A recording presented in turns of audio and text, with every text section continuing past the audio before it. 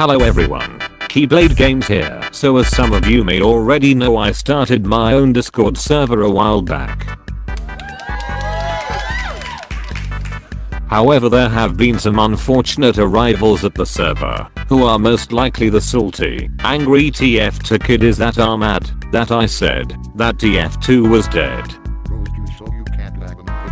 I had banned several people already. They were going as far as to post racism, pictures of shit, and even a dick sucking catfish gif. They're long gone, but however, one person caught my eye and was really suspicious. I found it odd that he claimed the guy who was spamming images of shit in a toilet was a quote nice guy and I should unban him. Right there I knew that he wasn't what he claimed to be. It reminded me of those idiots on Steam who try to scam you by saying they somehow quote accidentally reported you to Valve for duped items. So I decided to have some fun with him by playing along. The plan was at risk from the start, however, since a friend was talking to him, and the last thing I need was him to think he was caught before I had the chance to quote play with him. So I deleted his message and told him my plan in DMs. Luckily for me, he seemed to not have noticed, most likely in the troll server thinking he's getting away with it and gloating with his idiot friends before coming back. I pretended to act concerned and casually played along. He continued to make a hole for himself as he continued on saying that the guy I just banned is apparently well known in the SFM community and could have helped me. This was obviously a load of bullshit and a toilet cause. If that was the case, why act so unprofessional by casually posting pictures of shit? This only made it more and more obvious that he was just a guy trolling on my channel. But I kept the game going just to see how far he'll go. I asked him how does he know, and what he said just made me smile and shake my head. He responds by saying the last people who messed with him were never heard from again. This was amusing and was tempted to ask how does he know. I was even considering being sarcastic and asking if he quote murdered them, but decided not to. He just responds saying I don't know, I just never see or hear from them again.